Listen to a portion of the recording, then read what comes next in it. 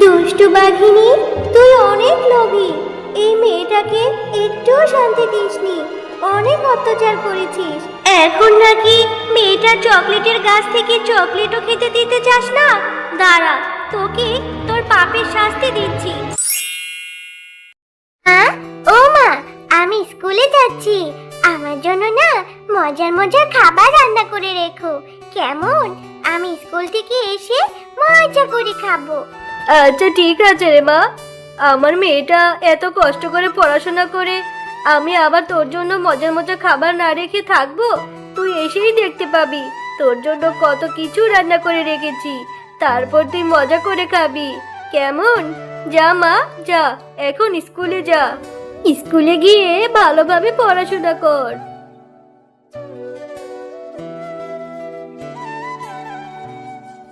আরে এই মিনা, এই তুই এইভাবে দাঁড়িয়ে আছিস কেন রে?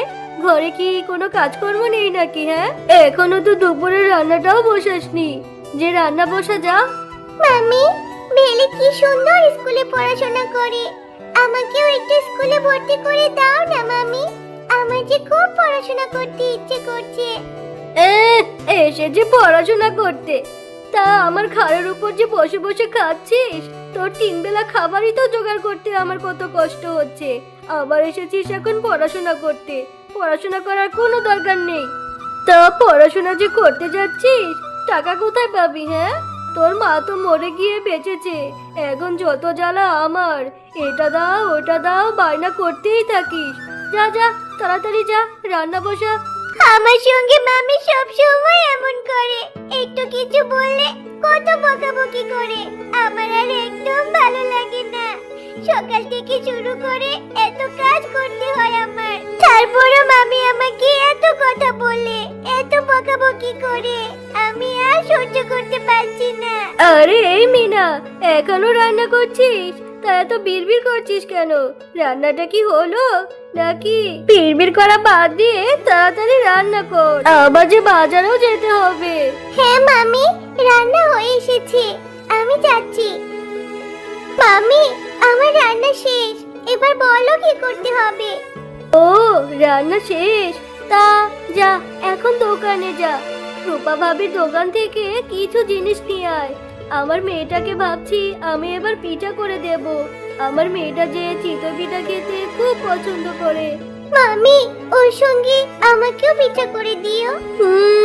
এসেছে, এর জ্বালা একটু শান্তি করে কিছু খাওয়াতেও পারি না আমার মেয়েটাকে, এসেই ভাগ বসাতে চাই। এই তোকে যা বলেছি তাই কর, গিয়ে যা দোকানে যেয়ে সদাই কিনে নিয়ে আয়। মায়া, পান্তি, তোমরা কি চকলেট খাচ্ছ? এই চকলেটগুলো খেতে কি অনেক মজা। চকলেটগুলো দেখতে খুব লোভনীয় মনে হচ্ছে। এগুলো কি তোমার মায়ের দোকানের চকলেট? হ্যাঁ রে মিনা, এগুলো আমার মায়ের দোকানের চকলেট। এই চকলেটগুলো খেতে অনেক মজা। তা তুই কোথায় যাচ্ছিস রে মিনা? আমি তোমার মায়ের দোকানেই যাচ্ছি। মামি আমাকে দোকান থেকে কিছু জিনিস আনতে বলেছে। মিনা, অনেকদিন হয়ে গেল তোর সঙ্গে একটু খেলাও করতে পারি না। তা তুই কখন সময় পাস রে? সারাদিনই তো তোকে কাজ করতে হয়। আমার কোনো অবসর সময় নেই রে, আমার সারাদিনই কাজ করতে হয়। আহারে মিনা, যদি তোর মা বেঁচে থাকতো তাহলে তো তোর এমন দিন আসতো না রে মিনা, আর তোকেও সারাদিন কাজ করতে হতো না। আচ্ছা ঠিক আছে মিনা, তাহলে তুই তাড়াতাড়ি দোকানে যা, দেরি হলে আবার তোর মামি তোকে মারবে। রূপা কাকিমা, আমার 100 টাকার কিছু গুড়, ময়দা, চিনি দাও তো। এই নে মিনা, 100 টাকা সবই দিয়েছি তোকে।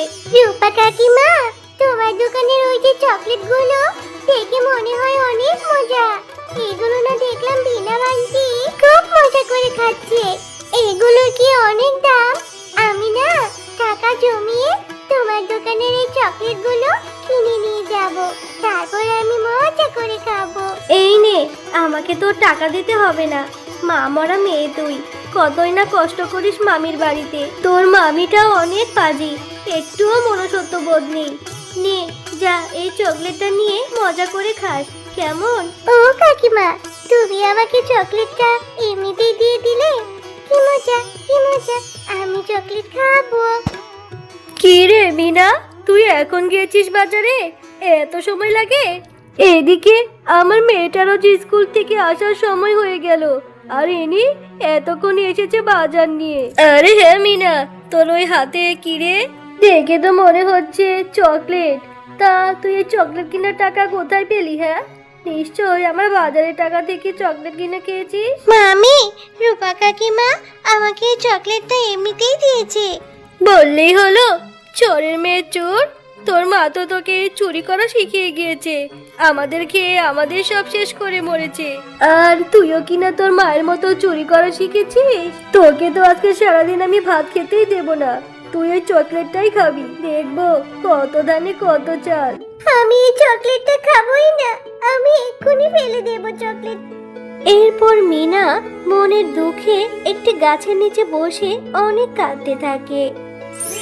এই চুরি, তুই এখানে বসে বসে এত কাঁদছিস কেন রে?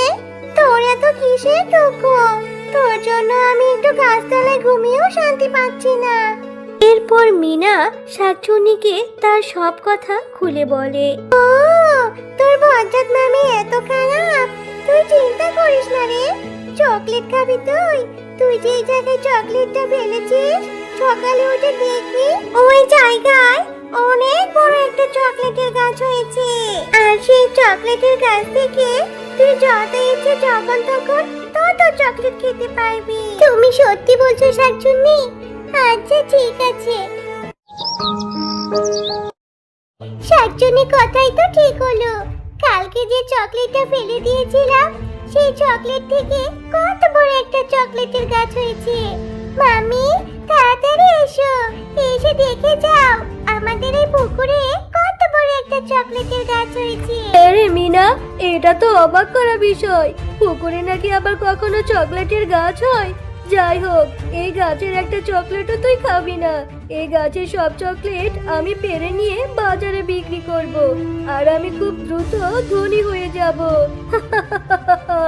কিন্তু মামি, এই চকলেট গাছটা তো আমাকে শাকচুন্নি দিয়েছিল।